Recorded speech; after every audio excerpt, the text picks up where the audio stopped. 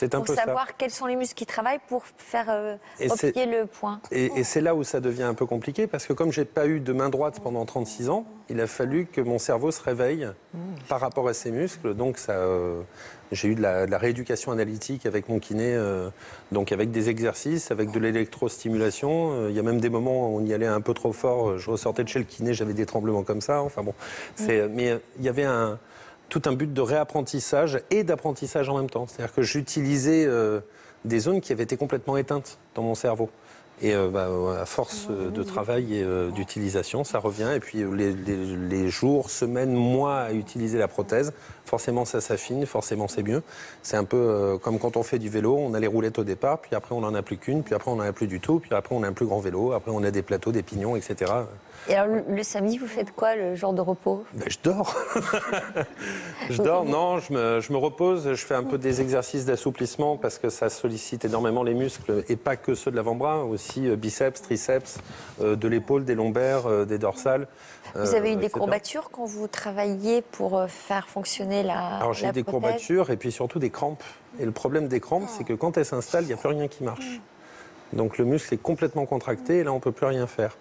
Et ça m'est déjà arrivé, je veux dire, d'avoir des crampes à certains moments où je serrais la main de quelqu'un et puis qu'on se dit, bah, tiens, je vais réouvrir et puis on se retrouve comme deux guignols pendant 1 minute.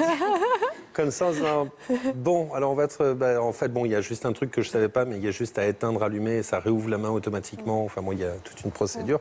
Éteindre, rallumer quoi, la prothèse? Oui, ici, j'ai des petits interrupteurs. En fait, là, elle est éteinte complètement. Ouais. Donc, quand je l'allume, en fait, elle va faire une sorte de check-up pour dire est-ce que je peux aller jusqu'à fond. Après, ça a marché. Je vais avoir différents modes de préhension, en fait, par rapport à la prothèse. Et là, je suis en apprentissage sur une autre partie de la prothèse. Ça, c'est le petit truc en plus que vous, être humain, ne pouvez pas faire pour le moment. C'est-à-dire qu'en fait, j'ai une pronosupination qui est intégrée. Ça veut dire quoi? Ça fait rêver. Ça m'a On vous laisse imaginer les utilisations. C'est trop bien.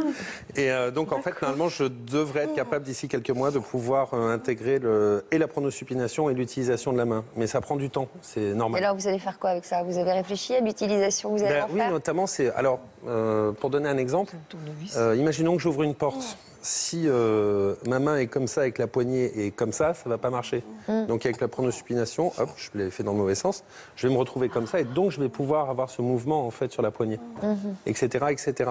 Ne serait-ce que, je ne sais pas moi, bon, un exemple un peu bête, mais se servir une bière avec une bouteille, je vais pouvoir incliner comme il faut et pouvoir avoir les mouvements idoines, on va dire, pour pouvoir remplir au mieux une bière dans un verre à bière.